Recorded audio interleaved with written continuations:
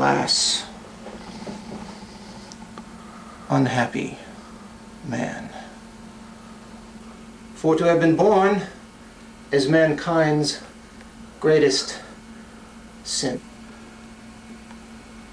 I strive, O heaven, since I am treated so, to merit from thee greater punishment. Were not all others born? If so, in fine, what dispensation theirs that is not mine? Birds are born, rich, garbed in colors that give them brilliant beauty,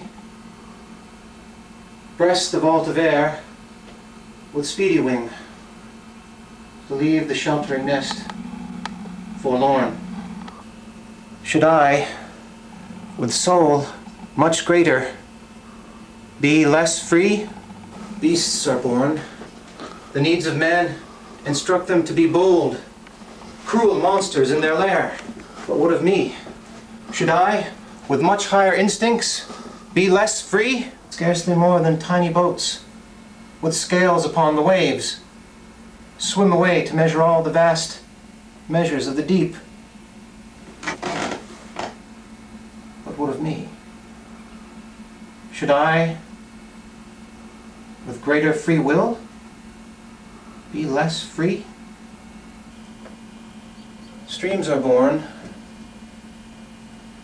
and serpent-like uncoil among the flowers to measure the rustic majesty stretched open to their flight.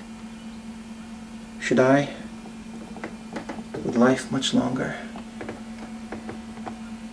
be less free?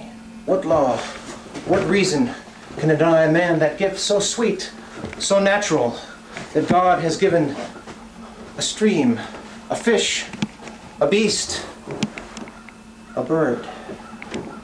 Now is the winter of our discontent.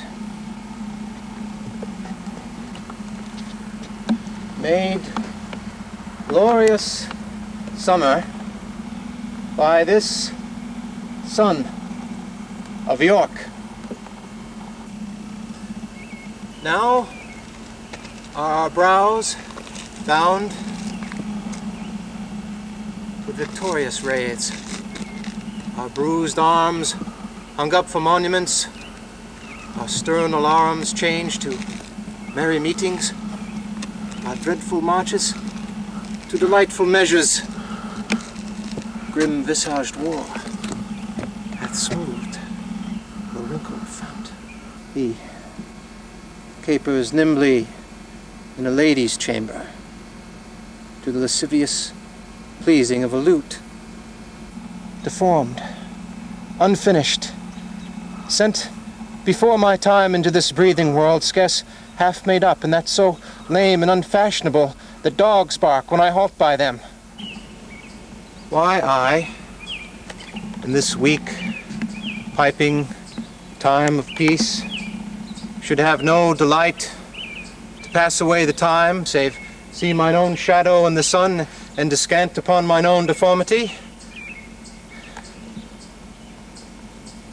Therefore, if I cannot prove a lover, to entertain these fair, well-spoken days, I am determined to prove a villain and hate the idle passage of these days.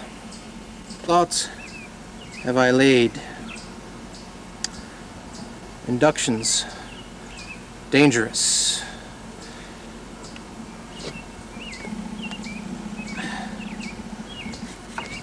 to set my brother Clarence and the king in deadly hate, the one against the other. And if King Edward prove true and just, as I am subtle, false, and treacherous, this very day should King Edward be mewed up about a prophecy which states that G, of Edward's heirs, the murderer shall be. Dive thoughts down to thy soul. Here, Clarence comes.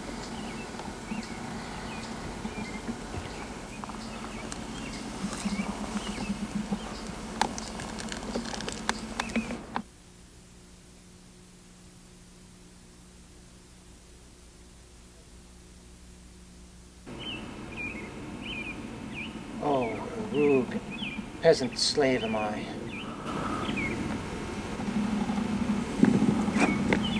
Is it not monstrous that this player here could so force his soul to his own conceit that his whole visage waned, distraction in his aspect, tears in his eyes, a broken voice, and his whole function suiting with forms to his conceit? And all for nothing. For Hecuba.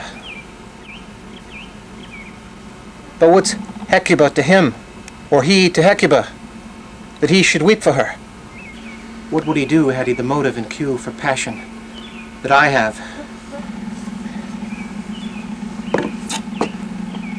He would drown the stage in tears, cleave the general air with horrid speech, make mad the guilty, appall the free, confound the innocent, and amaze indeed the very faculty of eyes and ears.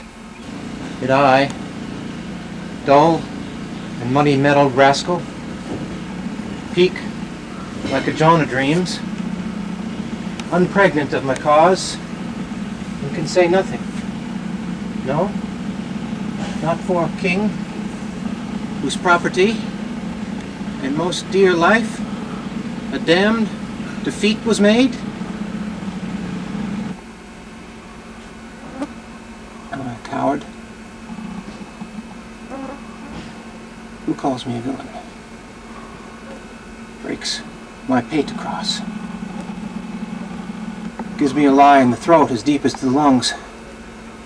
Plucks off my beard and blows it in my face. Who does me this?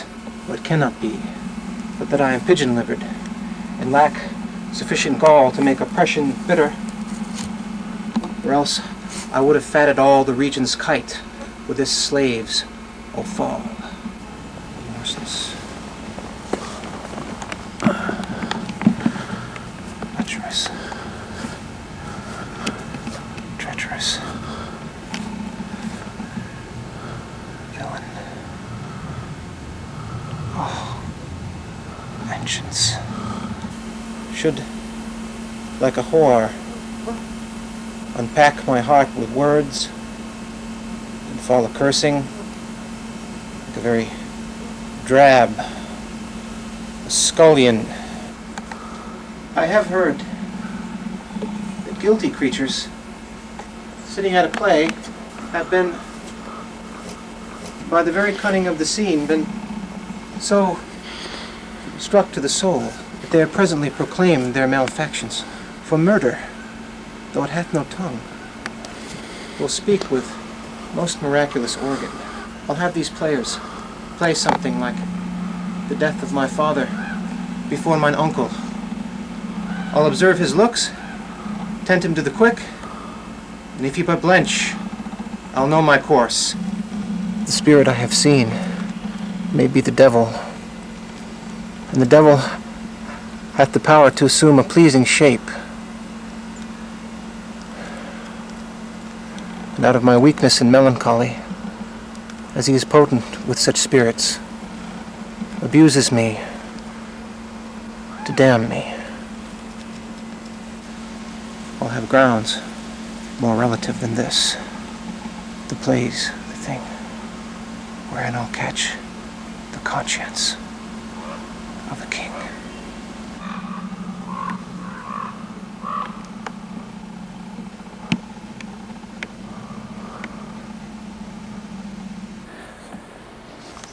Half door, all door, hither, thither, day and night.